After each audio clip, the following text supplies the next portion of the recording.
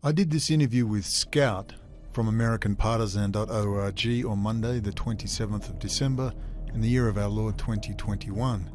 This group is made up of retired and serving American military personnel. Many have served in Special Forces units and the 82nd Airborne. They recently interviewed the writer of the US Army's Small Unit Tactics Handbook, Paul L. LaFavor. They cover history and the psychology of revolution. Are they military intelligence plants, agents of the Illuminati lizards, or worse yet, non-binary holographic bunnies from Venus? I have no idea. All I care about is the fact they are military and they get it. Israel and the banksters are the greatest national security threat we all face, and in particular, the threat against the US Constitution. Get a clue and interact with the military. They love my videos and the must-watch playlist. Your grandma and local white nationalist meth dealer on 4chan and Telegram will not save you. Good luck. It's a great interview. Enjoy. Hello and welcome to another episode of Radio Contra, the podcast of AmericanPartisan.org and hosted by the Commandante of the Mossy Oak Militia, and that is all of you out there. NC Scout. And I am joined today, I'm very, very honored to have Brendan O'Connell as a guest. We've been in talks for several weeks now, trying to line up a time to get this interview knocked out, and it is one that I've been chomping at the bit. He's been chomping at the bit, and we finally got our schedules aligned to do this. Now, if you're not familiar with Brendan O'Connell, he's got a pretty substantial social media presence, and he has done some amazing work out there exposing what I consider to be the big scheme of things, the intersection that the industrialists play, the military arm plays in all of this, as well as the political fingers of it, not really from a traditional right or left paradigm, but simply just telling you the truth and offering up the truth, the big picture of things. And, you know, to be fair, Brendan, brother, it's an honor to have you. You've had a lot of detractors on both sides. You've had people both from the right and the left who've really come after you hard. And just like I said in the last interview, or the last podcast, rather, if you have enemies, as Winston Churchill so famously quoted as saying, if you have enemies, it means you're doing something right. Brother, it's an honor to have you here. It's an honor to be speaking with you. And with you, Scout, and Johnny the paratrooper, it's really great. I've wanted to talk to military people for a long time, and finally, it's happening. Yeah, man. Yeah, it's and Johnny Paratrooper put this together. He reached out to me and said, hey, you know, I got this guy you need to talk to. I was already familiar with your work. I am, you know, a student of history, a student of what I like to say is the big picture of things, because as social scientists, as people who are simply just trying to be aware of things, we're constantly asking why. Why are the things, why is the condition of the world such that it is? And, you know, a large percentage of the reader base, the listener base, our audience is really asking those same questions. Why is the state of things the way they are, in an effort to make sense of the word? You know, I've talked about the power elite in the past, and of course, I'm a big fan of C. Wright Mills, who was no right-wing conservative guy by any stretch of the imagination. He had much more in common with the Marxists and the communists than anything else. But I'm a big fan of his because he really pulled back the curtain of this intertwined nature of the military arm of things, the political arm of things, and the social and economic or industrialized arm of all of this stuff, and where they intersect, where they come together.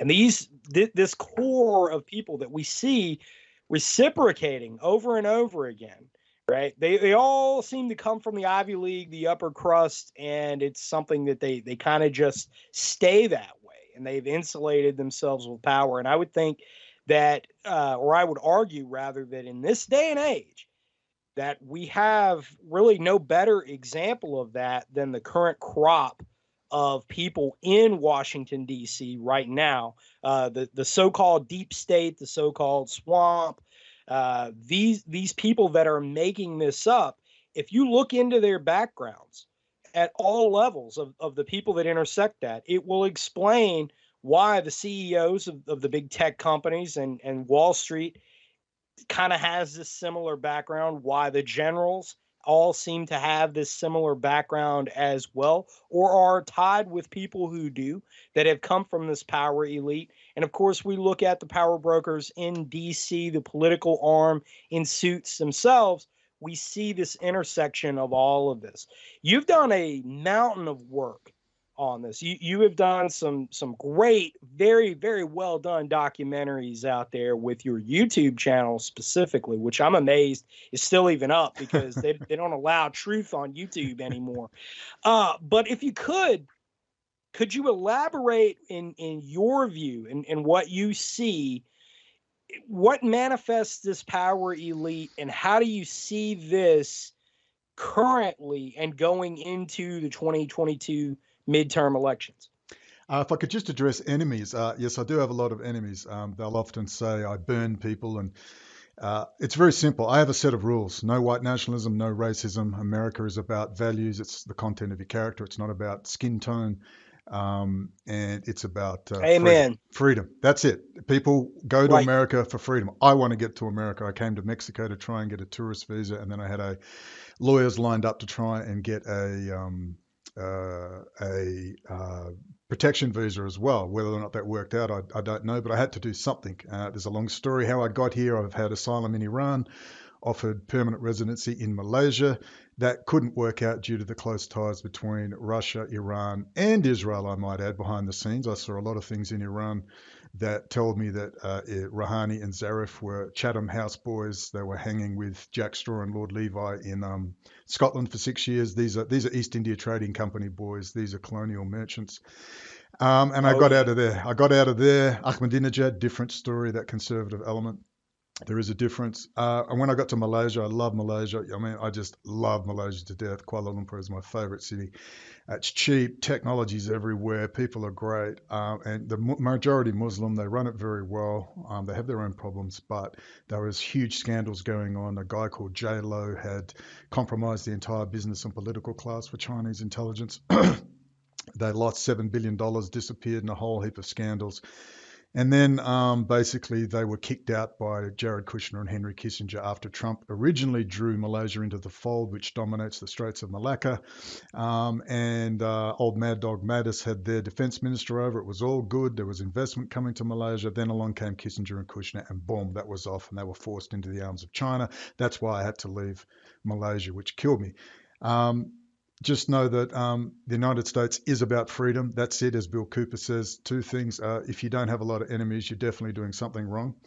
Two, it's just about freedom. Without freedom, you can't be a Christian, you can't be a Muslim, you can't be a Jew, you can't own a donut shop, you can't drive from here to Oregon. It's just about freedom, and the United States has an exceptional place in the world because of that political document, which most Americans don't seem to care about anymore. And on that remark, I have enemies because I have a rule set: either stick to it or get out of my life. I'm very abrupt. I'm not just running a YouTube channel at home trying to make money and e-begging. I'm being beaten, bashed. I've served time in jail. I got high-level material on Israeli intelligence into a high-profile trial. I spoke with heads of state counterterrorism. I was invited out for beers with serving ministers and James McMahon, Colonel, SAS, Special Air Service, Special Forces, retired, high-level intelligence asset.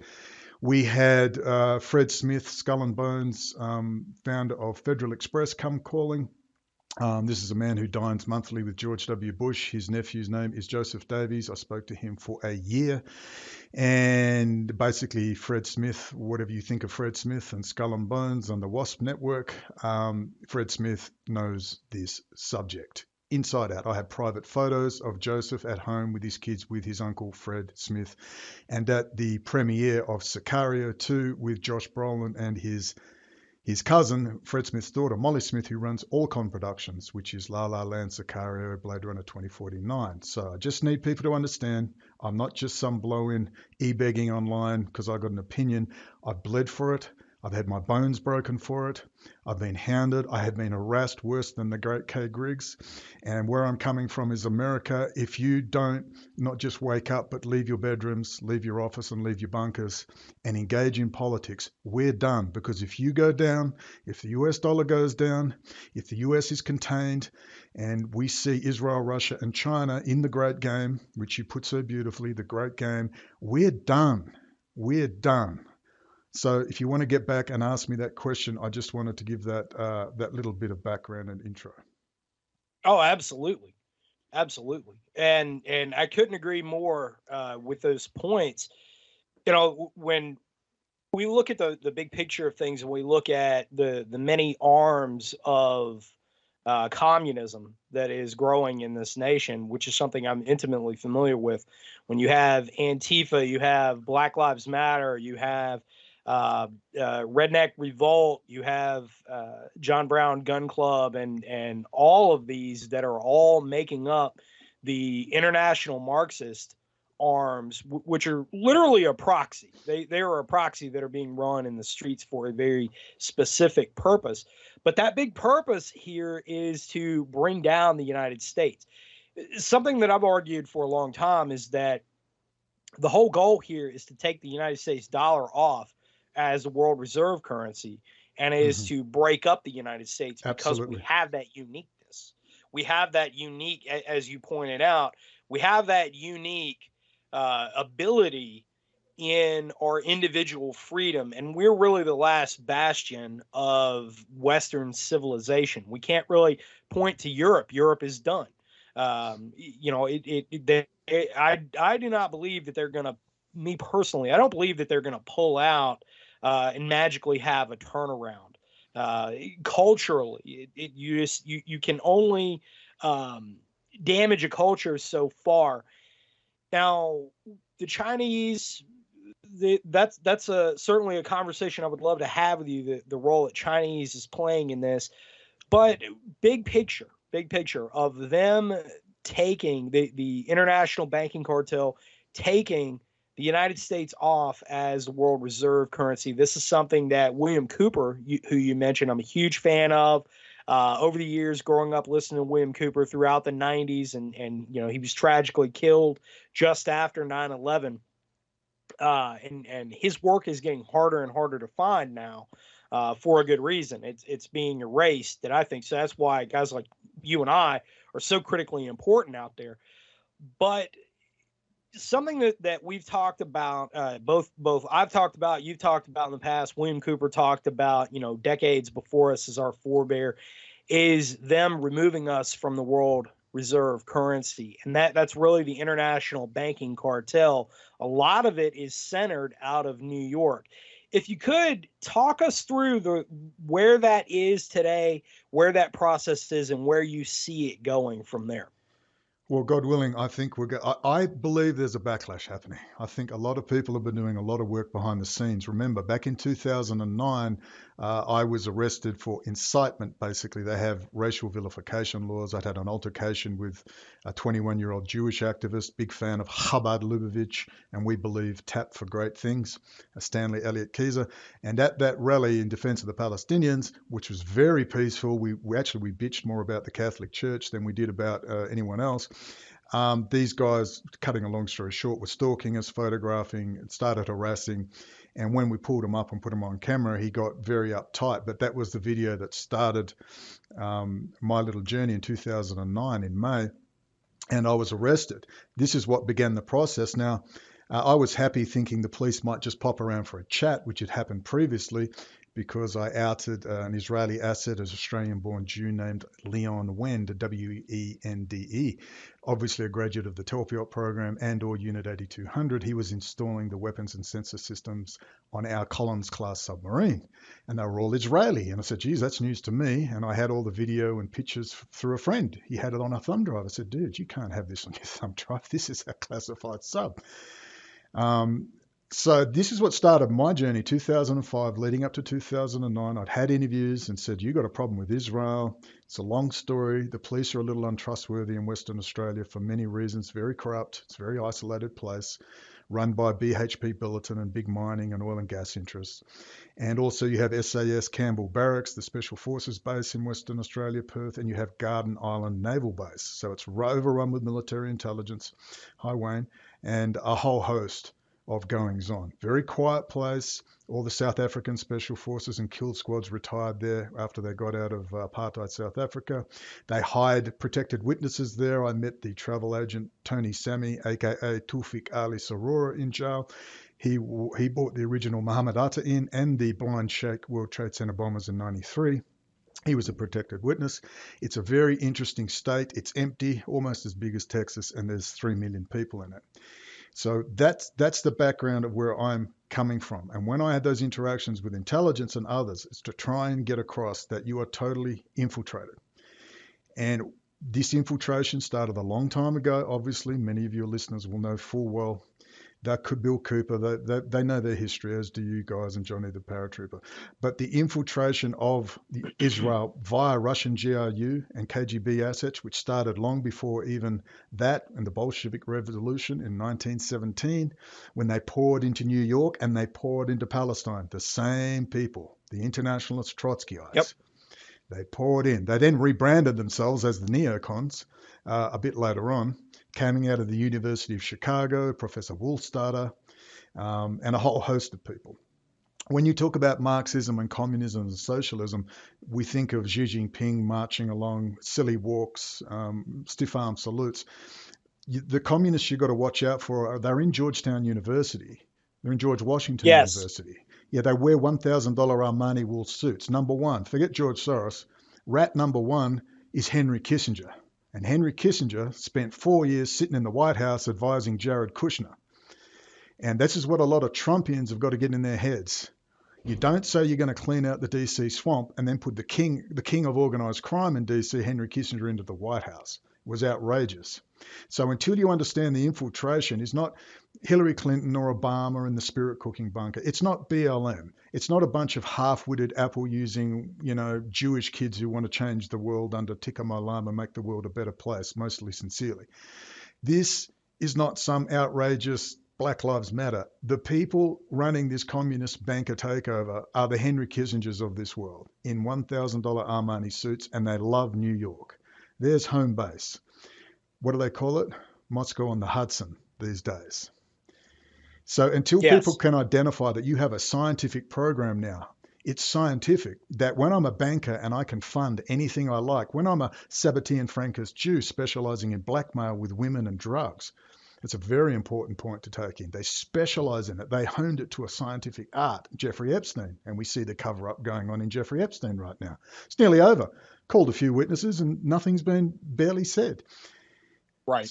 So until you understand the mechanisms of the control, blackmail, bribery, and control of critical infrastructure and the slow and steady infiltration of your social mechanisms, your political mechanisms, your corporate and business mechanisms. This has all come through the political Zionist movement, which is just another name for internationalist communism.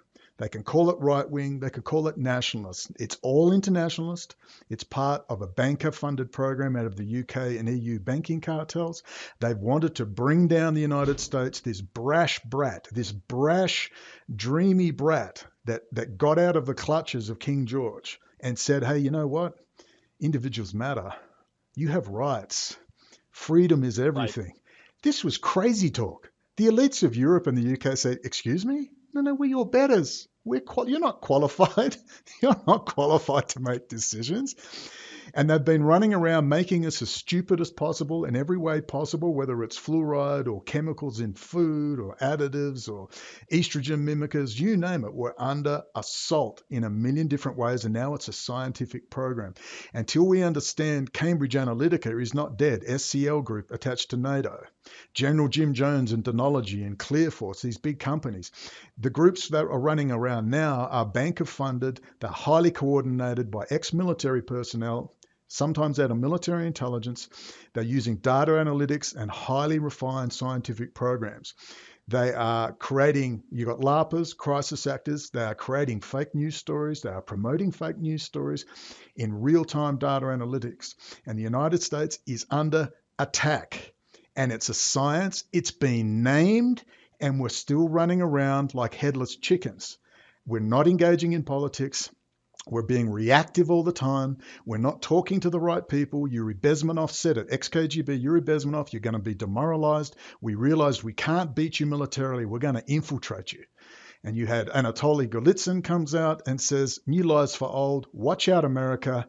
They know they're going to have to collapse the Soviet Union, and then they're going to come back at you again. And that is exactly what has happened. And they came through Israel. The CCP penetrated every university, corporate networks, you name it. How'd they do that? Well, they came through Israel. Israel has been in bed with China for 200 years all up, and Russia from the very beginning. They are part of the arms of the East India Trading Company, the great game. They've got to bring down the United States, disarm the population, flood it with desperate refugees who don't give a damn about constitutions or freedom.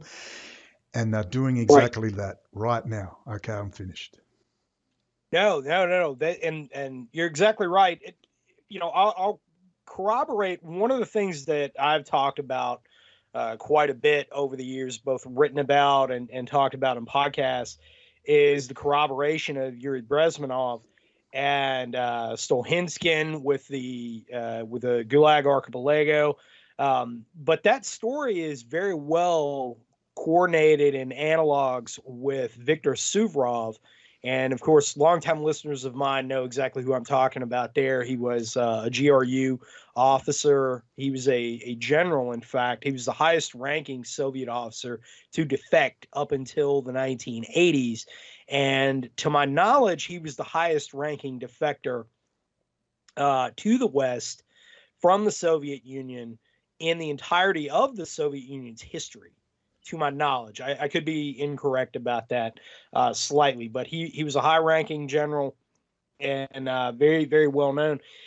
He essentially, in his book Spetsnaz, but also in Inside the Aquarium, laid out the very same case. This was exactly what was going to happen. And in Inside the Aquarium, he also discussed the role that the left plays in Israeli politics and kind of the middle ground that they knew, the KGB agents knew, because they had people all over in Israel. They had people all over in Lebanon, in Egypt. They had their fingers in all this stuff. They knew that they could get their hands on any of the Western technology they wanted because Israel is essentially corrupted. And we see that now. It's very easy to make that case now. We see the technology that was sold to the Turks that made its way into Azerbaijan, that came after the Armenians, the oldest Christian population, the oldest Christian nation in the world. They came after them with drone technology. The Armenians were doing very well in the ground war up until the Israeli-backed drone warfare began. And then all of a sudden it was a game changer. And I've written about that extensively as well, put up several pieces about it. And getting back to your points about Kissinger. So Kissinger has been this guy that has perennially popped up both in conservative and liberal circles. I remember quite comically back when the late Senator John McCain was alive, Kissinger was addressing a closed-door meeting of a House or Senate, rather, select committee, and Code Pink broke in and was holding a protest, which I thought was pretty funny. And John McCain, and I don't know if the video of this exists anymore, but I definitely distinctly remember it. And he's saying, leave Kissinger alone. He's an old man, and one of the ladies of Code Pink shouts out, that he's a war criminal and he's orchestrated all this stuff. Now, Code Pink is a communist group. They're specifically a third wave feminist communist group. And, but at the same time, a broken clock is right twice a day. And it's very interesting that they're pointing out some things regarding Henry Kissinger himself. It has to be remembered that modern day China and the modern day Chinese Communist Party is directly a result of Henry Kissinger's political wrangling. the so-called Sino-Soviet split, where the Soviet Union and the Chinese Communist Party broke from one another. That was allegedly orchestrated by Kissinger. And you really have to wonder why, on its face, such an idea could be sold to the American people, because it's like, oh, look, we're making gains against international communism. See, but in the big picture and the big scheme of things, what they were actually doing was creating a model by which they were going to uh, essentially create a police force for the rest of the world, right? And we're seeing that manifest now. We're seeing the technology theft, why a blind eye was turned to China for all these years, from the 1990s, when we had Chinese scientists that were working in Los Alamos Nuclear Laboratory. They were taking our technology and stealing it wholesale and taking it to China. All right, we see this, we know this. Our intellectual property theft, our research, which is most visible now to the American public with COVID. We know that COVID-19, what would become SARS-CoV-19, has a patent out of the University of North Carolina at Chapel Hill in 2015. How did this technology end up in a lab, a BL4 lab in Wuhan, China? How did this happen? How did Mark Milley, the chairman of the Joint Chiefs of Staff, the guy who is tasked with managing the military-industrial complex, he's literally the head manager in charge. How did this guy all of a sudden say, when we're leading up to the inauguration and installation of Joe Biden as president in a shady election at best, how is it that he's going to call his counterpart in China and nothing more is said of it? He commits treason openly and nothing more is said of it. And who did he call? He didn't call his Russian counterparts. He didn't call Sergei Lavrov. He didn't call that nation. He called the Chinese. Why? There's a reason for that.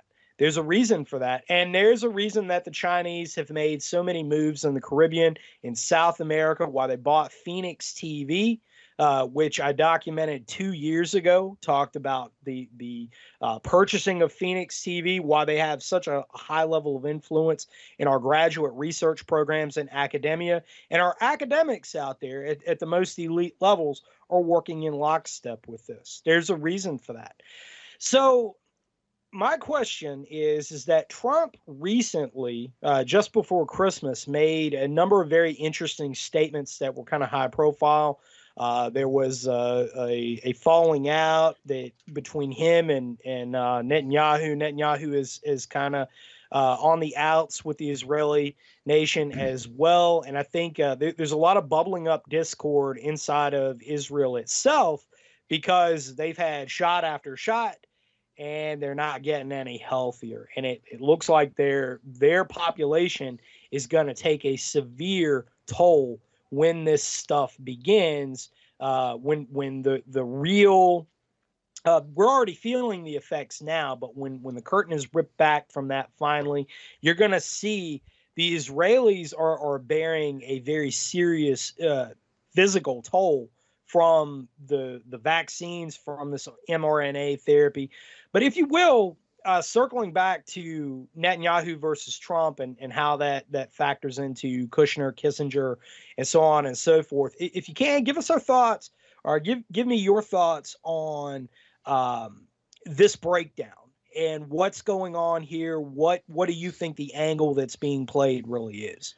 Well, that's a pretty and look, it's great talking to you too. You're a font of knowledge. It's just great. This is real conversation, ladies and gentlemen, rather than the Thanks, brother. rather than the set up clickbait garbage that's going online at the moment. And with your permission, I'd like to get the audio and really put it to some video footage at a later date. Oh, you got it. Yeah, you got it.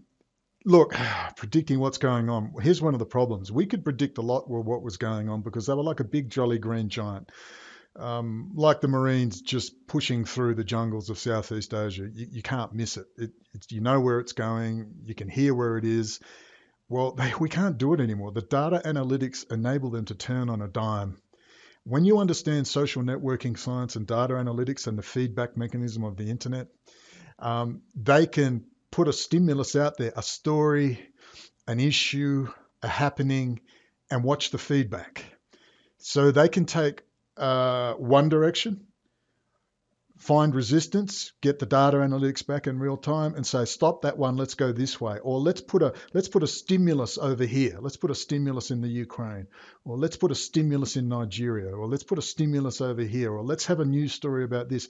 And they can change the story, change the lead, as they say in the brilliant Wag the Dog. They can redirect energies. They can make it very difficult. They can do feints to the flanks. They can pretend to be invading, in Cherbourg when coming through in Normandy. They can constantly make it very difficult to predict what's going on. That's why I said in my video 39 on YouTube, and my YouTube is still up because I read the terms of service. By the way, it's been deleted about 20 times. Don't make tranny jokes, one of the big ones. So I stopped making stuff like that. The jokes there write themselves. Yeah. But there were other reasons. I managed now to edit out anything I believe is incitement or can be construed as incitement. I think I've got it worked out finally. Plus, I got advice off an LA lawyer who actually worked on the O.J. Simpson case, believe it or not. I could tell you about that. But anyway, so predicting what's going on is very difficult once you understand social networking science and data analytics. In video 39 on my channel, I talk about the great game. I love that. The great game, the grand chessboard, because this is the planetary trading guild of Rothschild, City of London, and the EU banking cartels, the EU now. Those 14 to 18 families that own just about everything. They own all the big hedge funds. They own BlackRock. They own Vanguard. They own Intel. They own AMD. They own Taiwan Semiconductor. They own Applied Materials. They own Cadence Design for all the high-tech stuff, which is big now. That's where all the big investments are going. Everything is a front company. All the faces. Musk is a front man. Bezos, they're all just hired front men for this giant planetary trading guild that's going on. Now with data analytics, it's very difficult. We just know what you've already said. They want to bring down the reserve currency, the US dollar. Number one. They've got to flood the United States with desperate refugees who have no interest in constitutions and notions of freedom. They're just happy their kids aren't getting killed and kidnapped. They have a roof over their head and they can drink water from the tap. I think you can still drink water from the tap in America. Is that correct? In some places. In some places. In some places, Flint, Michigan, not so much. No, that's right. Oregon, maybe. In the mountains of Oregon. There's some places you can. Yeah. So bring down the US dollar. What they don't want to do, they don't want to collapse the US. They want to shrink it. And they want it then to have an equal footing. The US will handle North America, South America, and form a containment policy with Australia and the UK on the emerging pan-Eurasian superstate. Israel is in the hub. That will be the center. That will be the new East India Trading Company, which is very different from the British Empire. The British Empire did a deal with the devil when Queen Victoria shook hands with then Lord Rothschild many, many years ago and utilized his great private intelligence network and banking, financial and trading arms. And I tell you, Prince Charles doesn't like him. There's a big breakup coming on. That's why Al Jazeera did those brilliant Israeli pieces on the Friends of Israel and AIPAC. There's no way that Al Jazeera got their people that deep into the Israeli power structures in the UK and elsewhere without the help of British intelligence. The East India Trading Company is its own privatized network, separate from MI5, MI6, and other government agencies around the world, which was exemplified in that great movie, Captain America, the Winter Soldier. They give you the conspiracy right there in a Marvel comic movie. Hail Hydra, the Hydra, which is the East India Trading Company.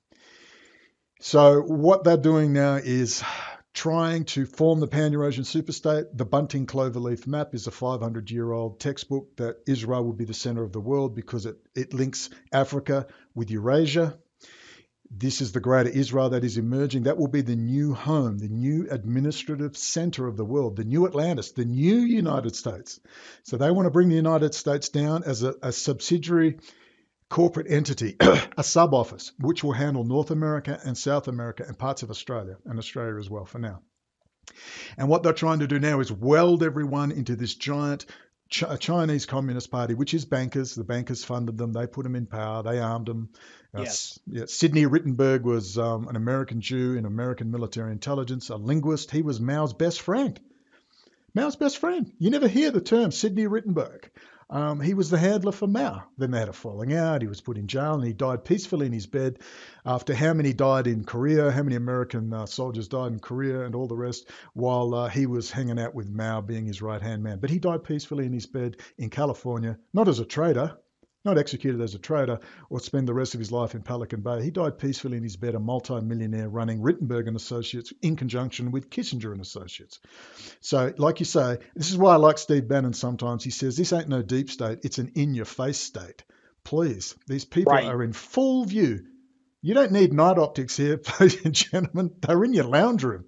They're right standing in front of us if we care to look. That's why they keep us distracted. So they're forming the Pan-Eurasian superstate. They want to get Asia into the smart cities program, into the gulags. They want to stop them breeding, cull the population, whether benevolently or malevolently, whichever way they choose to do it. They've got to get all the infrastructure in place. That's why I believe they went in desperation, they went with SPARS and they turned it into COVID in 2020 instead of 2028 when it was meant to go forward. They were panicking. Israel was on the nose. Israel was getting openly bought out as a high technology infiltrator and for the criminal that it is operating as. And just to confirm, I have Jews on my side. I have Israeli Jews on my side who give me information. They are just mortgage paying people like the rest of us. Please remember that. Yeah. So there's Jewish power. No, I have a number of friends. A buddy of mine is a former Israeli paratrooper, and I mean he says all the same stuff. And there's a reason now, especially right now, that he's living in the United States and not in Israel. They're all getting out. They're all getting out. I'm telling you right now. Yep, the vaccine mandates was the final red pill of it all, and he's I can't. There's just. Basically, his point was that with discussing the history of the Holocaust and everything else, that they are inducing that on their own people now, and that was the conversation that we had, and he was dead serious when he made that point. And that's there's a very strong case that can be made for that. When we see the numbers of vaccine injuries, when we see the numbers of that's coming out of this, and the enforcement mandates they're putting on their own people, the draconian measures, there's something to be said behind all of that. And so a lot of them are getting out. Yeah, and they're going to try. They need to act pretty abruptly and nastily to try and get them back, which is why. I don't know. I think the worm has turned. I think when you see Prince Charles in 2016, I was in Iran, and that's when the Friends of Israel documentary by Al Jazeera came out. It was damning. There were members of the Israeli embassy talking about getting rid of British politicians who they didn't like. It was incredible. I thought, man, this is the end. And the lawyer I was staying with there said, well, I don't know about that. He's got 9 lives. And yeah, he was still there for a long time, Netanyahu and co. But then, of course, they did the AIPAC doco, which is even more damning, and it's hidden away on the internet now. And what happened at the same time in 2017, they accidentally released an old letter by Prince Charles to his mentor, Sir Lawrence van der Post. He was born in South Africa. He wrote the great books on the Kalahari Bushmen. When you watch that big movie, what's the movie with the Australian guy where the CGI graphics, 2009? Avatar. Okay. Is it I was Avatar? thinking Crocodile Dundee. No. Avatar? Oh, yeah. Yeah, Avatar. Sam, what's his name, is the lead. And he actually lives near Perth. That's where he came from. Sam Worthington, he's come a long way. Yep. But they says, I see you. Well, that's the Kalahari Bushmen. When they see someone, they don't see people that often. They'll run at each other, waving madly, I see you, in their language. And that's Sir Lawrence van der Post. And he wrote the book, The Seed and the Sower, which became the movie Merry Christmas, Mr. Lawrence, which is a great movie. David Bowie's in it, surprisingly. And it's a very sad movie about Japanese prisoner of war camps where Sir Lawrence van der Post actually spent till the end of the war. He spoke fluent Japanese, and he's got some great anecdotal stories. So this was the great mentor of Prince Charles, and he wrote, and Prince Charles says, the Arabs are getting a bad deal. It's all these European Jews from Poland that are causing all these problems. And then he says at the end, when will an American president finally face down the Jewish lobby? Quote, or very close quote. And they released that letter accidentally in 2017. So there is clearly a movement of elites. Don't ever put, whatever you think of the crown and the royals, look, I'm a Republican person, but for me at the moment, whatever works, whatever keeps the peace and allows as much freedom whatever, Right. or whatever brings down Israel and the East India Trading Company, I will back. So whatever you think of that, there's clearly an elite backlash against Israel and all the goings on. Everyone's realizing at a high level there is positive signs. And Rothschild has been desperately trying to form this pan-Eurasian superstate for decades. He's 70 years late. When they funded Adolf Hitler, Goering was his handler. And of course, he's the reaction to the building up of the Bolsheviks. So they wanted Stalin in North Asia, in the Soviet Union. They wanted Mao in South Asia, handling South Asia. They wanted Hitler in the United States of Europe. They would have had David Ben-Gurion in the Greater Israel, linking it all between the African continent, up through Greater Israel, up into the pan-Eurasian superstate. And he was forming a great trading bloc, which would be under what we call now the Belt and Road Project. And when I was in Iran, they started telling me, I was advising government analysts. They were going to teach me Farsi. I would teach them English. And, I'm the boy from the bush. I'm from outback Western Australia. Now I'm in freaking Tehran, hanging out in the foreign ministry, hanging out with friends of the foreign minister Zarif in his hometown of Hansa. And they're all in Swiss banking. And I'm watching Tehran filled with drugs and pot and sex parties. And I'm thinking, this doesn't quite match the image I have of Iran. It's not quite the dangerous theocracy that we're told. Not even Western close. Persian culture in general, at least in my experience dealing with them in Iraq, Persian culture in general is marked for its opulence, and that's one of the points. The 1,000-year blood feud between the Sunnis and the Shias is rooted in, at its core, who is the rightful inheritor of the Caliphate of Islam. That much is correct. But at the same time, in the modern era, the real reason that the Sunnis and Shias don't get along in a contemporary sense is that Sunnis are very pious, very stripped down, very, I don't want to say necessarily full-bore Amish that the American audience is going to get a kick out of, because they're going to understand the reference. But they're very, very fundamentalist in their simplicity and pious living, whereas the Shia and the Persian culture is very opulent, and it is very, very different. And they see one another as apostate from each other. And that's the reason for that. So I can totally back up exactly what you're saying there. And, that also explains too, if you go back further with your theory of East India Trading Company still being in existence and how this is playing out into the big picture, we could certainly say that Saudi Aramco is a big part of that, and that would explain the current conflict that is going on between the Saudi proxy in Yemen as well as the Iranian proxy in Yemen, why the Russians have such a high level of influence in Iran, but also why the Chinese are now, and I broke this story this morning on AmericanPartisan.org, why the Chinese are building a guided missile site in Saudi Arabia. In southern Saudi Arabia. Why would they be doing that? Why would they be doing that knowing that that's going to anger their ally, their alleged ally, Russia, who is backing Iran? Why would they do that? Where does these pieces intersect? If you see it in the bigger picture, it becomes clear exactly why they are doing that. And also Saudi thinks they'll get a concession out of someone and some money or some technology. And they always play that off. Oh, absolutely. Too. Absolutely. Go, well, America, give us free patriots. If you don't want China in here, just give us a couple of billion and a free patriot system. And they're just hoping they're going to get something for free. But, that's exactly what it is. Yeah.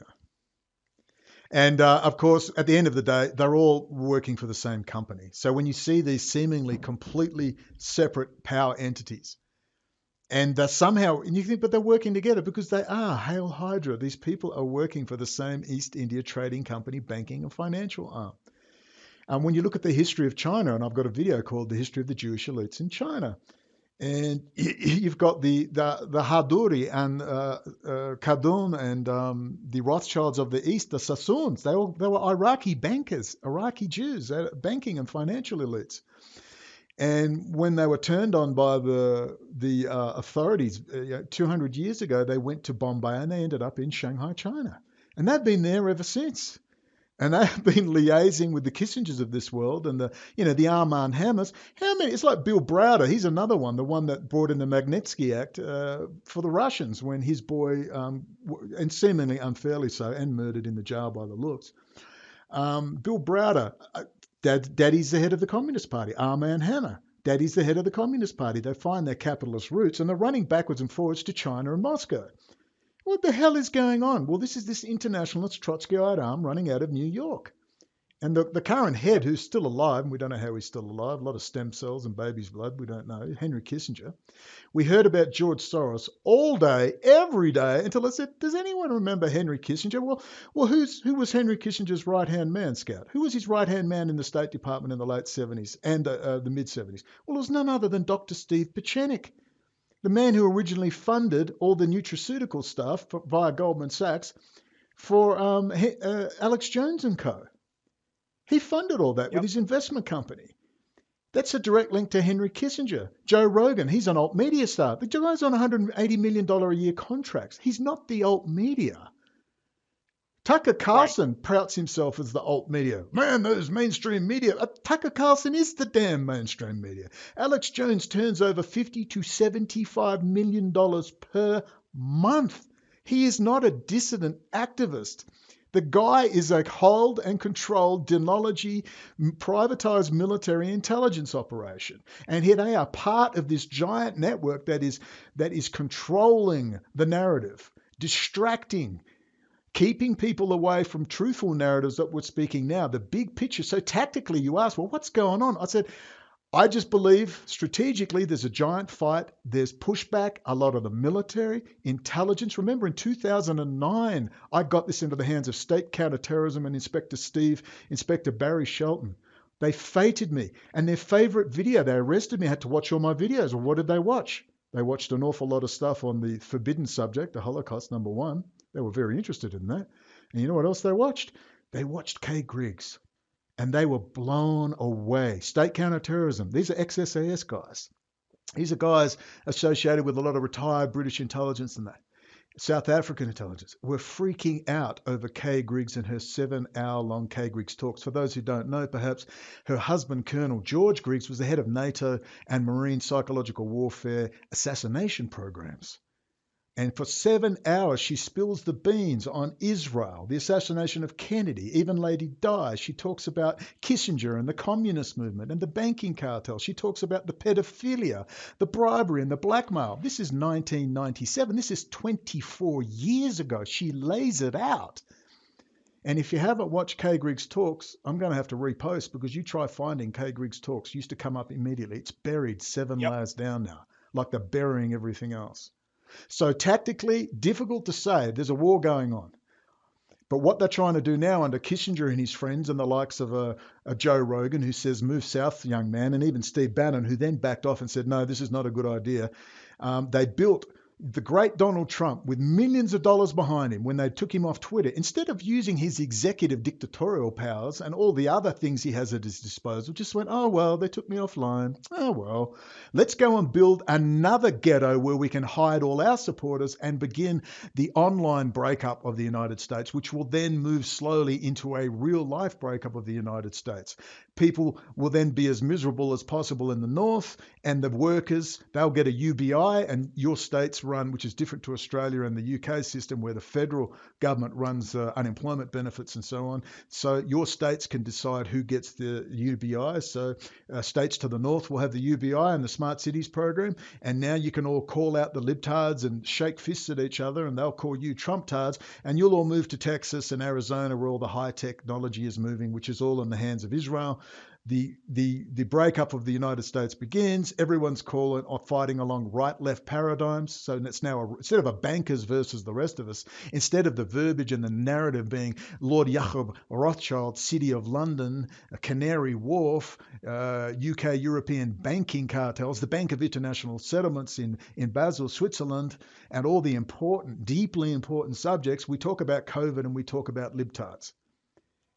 And that's a problem. So in the short term, bring down the United States, break up the United States, and then bring the new central bank digital currency. So they've got two. There's a wholesale token, which is the electronic sovereign drawing rights distributed ledger technology based in the Bank of International Settlements. That's for the big boys, for the billion-dollar purchases. The rest and for big transfers between nation states. Then we get the central bank digital currencies in our local feds, our local central banks. The central bank digital currency, they will outlaw all other cryptos. They're done. It's just a matter of time and they will go to zero. Or they may link silver and gold and maybe Bitcoin into some sort of backing currency or something. The point is independent crypto is dead, all but dead. Then they want to bring the US dollar, all currencies to parity. All currencies will be worth the same. And you will then trade in the central bank digital currencies linked in with the 5G surveillance state and the smart cities program, UN Habitat Smart Cities program. They are gulags. They are beautiful, highly efficient, highly surveilled, incredibly nice and incredibly seductive because, even the elect will be deceived if that is possible. They will be run under communitarian law, a new rule set, a new value system outside the United States Constitution with its focus on the individual. If we're going to be free, we all have to be free. This is communitarian law, which was started by who? Little friends. Another German Jew made good, or allegedly Jewish, but he certainly never goes to synagogue. Good old Amitai Etzioni, real name Werner Falk. He moved from Germany to Israel, Israeli Military Intelligence Special Forces. Now he sits in George Washington University lecturing AOC and the gang on communitarian law, which Nikki Rapana and Nordica Friedrich exposed way back in 2004, I think it was, with their anti-communitarian manifesto. This is the combination of the UN Smart Cities program and the new value system. It's called communism, renamed communism with flowers, communitarian law. And that will be the tactics. Communitarianism. Yep. It's slowly getting out there, but you're not going to hear Joe Rogan talk about it. You're not going to hear Alex Jones or the big alt media people, because that's the giveaway. And isn't it funny? You've got two German Jews, or allegedly Jewish, Henry Kissinger, although Henry Kissinger disavows being Jewish, as does George Soros. You've got Henry Kissinger, two German Jews, and Werner Falk, aka Amitai Etzioni, who's a Kabbalist as well, I might add, comes out of Germany. They enter into both British military intelligence. He goes on into Israeli military intelligence while Kissinger comes to the United States. They both spent 3 years. I do believe Etzioni also spent 3 years in England, probably getting his training at Canary Wharf with the Lord Jacob and the gang. And now they've got to bring in this system. They've got to get rid of the guns, but they've got to do it in two parts. Get all the libtards, get them to the north, get them into Chicago, rebuild the cities, rebuild Detroit. They're going to be beautiful. They'll have policing agencies that'll be robotic, run on AI. You just press a button, the car turns up. It's going to be fantastic. And I've seen this movie. It was called RoboCop. Yeah, right. Yeah, I know. It's all in RoboCop, ladies and gentlemen. It's The briefing document is in RoboCop. What a great movie, 1987. I remember it well. Ahead of its time, that movie. Oh yeah. Well, being a very dystopian film, but it touched on all of these same concepts and communitarian law, which is very real, folks. Look this up. All right, look all of this stuff up. Communitarian law is a very real thing. It is a whole topic that's an outgrowth of the study of international law. And as anyone with a JD can tell you, what is the basis for international law? And any law professor will be able to tell you that there really isn't any. It's an agreement between nations. Okay, well, how do you reach that? So it ends up being, logically, it's just turtles all the way down. Right. But yet we have this area of study. UN Agenda 2030, it's all in there. All right. The Sustainable Cities Initiative, it is all in there. All of this stuff is in there, and for the inevitable detractors of this interview, people that'll, re-edit or whatever, keep in mind, a lot of people and on the right, one of the issues that we have is we like to categorize everything into hierarchical thinking, when that is a very difficult thing to do and make sense of the world. And so a lot of people just simply point to George Soros or point to this or point to that and say that these are the source of the world's all ills. You have to understand that they are one element of a multi-layered thing that is out there. It is in multiple layers. It is in multiple categories that they all converge at a certain point.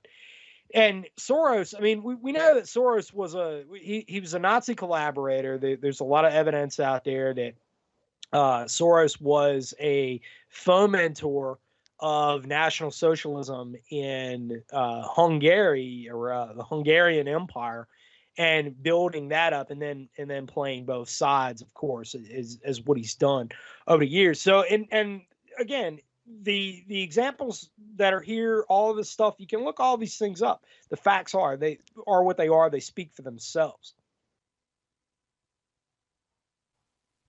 Hello?